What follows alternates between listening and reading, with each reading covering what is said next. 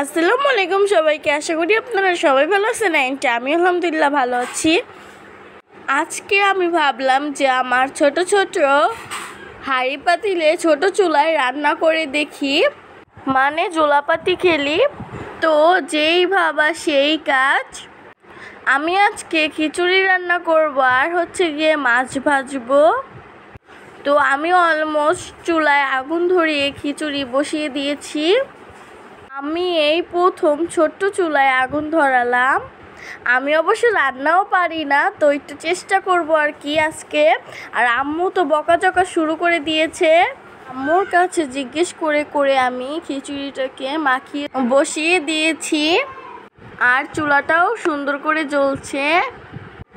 এত ছোট্ট চুলায় এত ছোট পাতিলে এত সুন্দর করে রান্না হবে কখনো ভাবতেও পারিনি। আমার খিচুড়ি রান্না হয়ে গেছে, তো এখন আমি মাছ ভেজে নিব। এগুলো আমার ছোটবেলার খেলনা।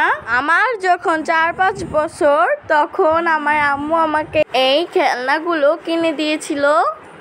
আমি তখন এগুলো দিয়ে খেলা করতাম, কিন্তু এখন প্রায় 2 বছর হয়ে গেল যে আমি এগুলো দিয়ে খেলা করি না, ধরিও না। এগুলোকে আম্মু যত্ন করে রেখে দিয়েছিল। তো আমার রান্না অলমোস্ট ডান।